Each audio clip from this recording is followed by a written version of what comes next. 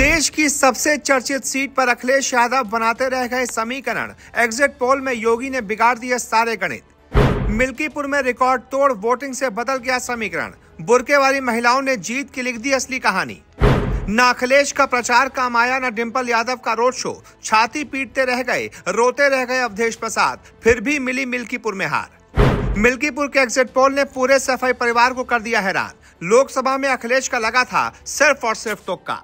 जी, दिल्ली विधानसभा चुनाव के साथ ही मिल्कीपुर उपचुनाव का मतदान भी बुधवार को पूरा हो गया।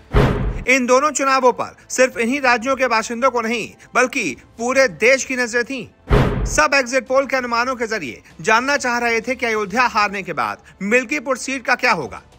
क्या यहाँ बीजेपी जीत का परचम लहराएगी और अपनी हार का बदला ले पाएगी, या समाजवादी पार्टी और उसके सांसद अवधेश प्रसाद का जलवा फिर कायम होगा और उनके बेटे अजीत प्रसाद को जीत मिलेगी। इन चुनावों में हुई 65.35% वोटिंग ने साफ कर दिया था कि जनता इस इलेक्शन को लेकर बहुत गंभीर थी। यह रिकॉर्ड मतदान इसकी गवाही भी देता है। मिल्कीपुर सीट एग्जिट पोल के नतीजे क्या कहते हैं, हम आपको बताते हैं। दरअसल मिल्कीपुर उपचुनाव में जिस तरह मतदान समाप्त हुआ और वोट परसेंट पिछली बार से काफी ज्यादा रहा, तो इससे कहीं ना कहीं यह साफ हो गया कि बचा हुआ वोट परसेंट भाजपा के खेमे में जा रहा है। यह बात निकल कर आई कि भाजपा यहां से बढ़त बना रही है। यहां के वोटर्स का उत्साह देखकर भी यह बात साफ हो गई। देखा जाए तो कई बूथों पर लोगों ने बताया भी कि उन्होंने योगी और मोदी को वोट दिया है। इसकी वजह भी साफ है कि उनको पता है कि देश और प्रदेश में किसकी सरकार है। ऐसे में वोटर अच्छी तरह से जानते थे कि अगर सत्तासीन बीजेपी इस सीट को जीतती है तो उनके क्षेत्र के विकास को बल मिलेगा। वहीं समाजवादी पार्टी के प्रत्याशी अजीत प्रसाद से लेकर अखिलेश यादव तक की ओर से चुनाव की निष्पक्षता को लेकर उठाए गए सवालों पर स्थानीय पत्रकारों ने दावा करते हुए साफ किया कि उन्होंने ग्राउंड लेवल पर जाकर जाना कि कहीं बोगस वोटिंग तो नहीं हुई और न ही कहीं किसी को भी वोट डालने से रोका गया। ये सब सिर्फ और सिर्फ अफवाहें थीं। सारे दावे गलत थे। मिल्कीपुर की सीट पर कमल खिलाने का पूरा प्रयास यहां की जनता ने किया।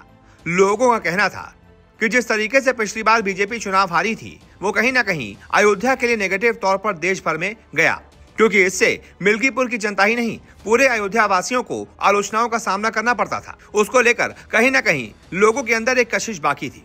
वो उस कालिक को छुड़ाना चाहते थे। उन्हें पता था कि यह मौका इस कालिक को धोने का है। इस बार ही वो दिखाना चाहते थे कि हम राम के हैं, तो इस बार राममय होकर और विकास के मुद्दों पर वोट करेंगे। चाहे बुजुर्ग हो या फिर युवा, सभी का कहना था कि हमने जो वोट किया है वो विकास के मुद्दों को लेकर वोट किया है और हमारे दामन पर जो दाग लगा था उसे मिटाने के लिए वोट किया है। एक बात यह भी निकलकर सामने आई कि अजीत प्रसाद ने जहां अपनी फील्डिंग लगा रखी थी, उसके जवाब में बीजेपी ने और ज्यादा फील्डिंग लगा रखी थी। बीजेपी के कैंडिडेट चंद्रभान पासवान थे। उनके पक्ष में जो बात रही वो ये थी कि उनका व्यक्तिगत व्यवहार बहुत अच्छा था।